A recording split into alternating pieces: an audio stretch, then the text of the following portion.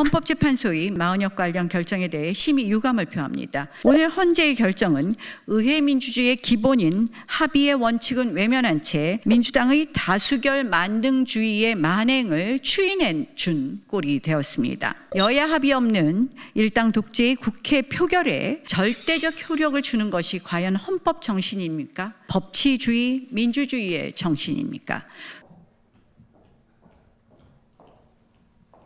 헌법재판소의 마흔역 결정에 관한 마흔역 관련 결정에 대해 심히 유감을 표합니다. 이는 국회의 헌법재판관 선출 관행을 제대로 이해하지 못한 결정입니다.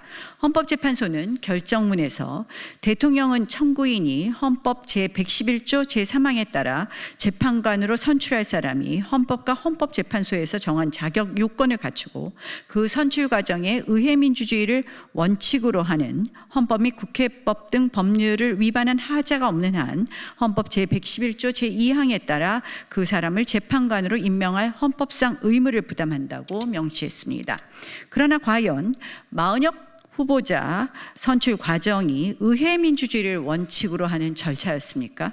소수 정당의 의견이 완전히 무시된 채 수적 우위만으로 포괄적으로 진행된 과정을 의회 민주주의라고 할 수 있겠습니까? 오늘 헌재의 결정은 의회 민주주의의 기본인 합의의 원칙은 외면한 채 민주당의 다수결 만능주의의 만행을 추인해 준 꼴이 되었습니다. 오늘의 헌재 결정은 또한 국회의 합의 절차 및 관행에 대한 이해가 결여된 결정이라고 봅니다.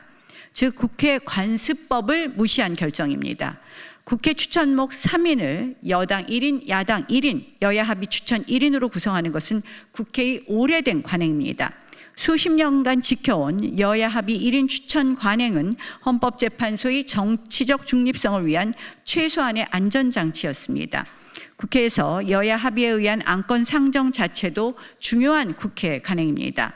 부득이 일방적 다수결에 의해 처리해야 하는 경우라도 충분히 소수 의견을 듣고 진행하는 것이 의회 민주주의의 기본입니다. 이번 마흔역 관련 헌법재판소 결정은 둘 다 국회에서의 여야 합의 없는 민주당 단독 표결 그리고 의회 독재 자체에 대해 절대적 효력을 준 것과 다름없습니다.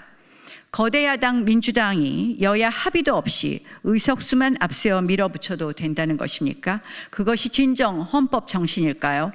국민의힘은 이 모든 국회 안건 처리에 대해 합의한 바가 없습니다.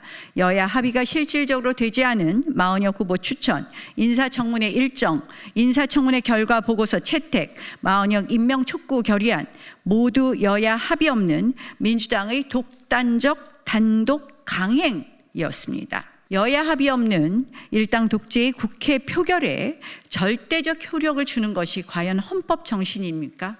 법치주의, 민주주의의 정신입니까? 숫자만 많으면 무엇이든지 할 수 있다는 한마디로 몰상식의 다수결 독재를 국민은 절대 원하지 않습니다. 국회의 합의 관행을 철저히 무시한 채 이제 와서 대통령 권한 대행이 마흔역까지 임명해야 한다는 결정은 우리의 헌정 질서를 혼란에 빠뜨릴 뿐입니다.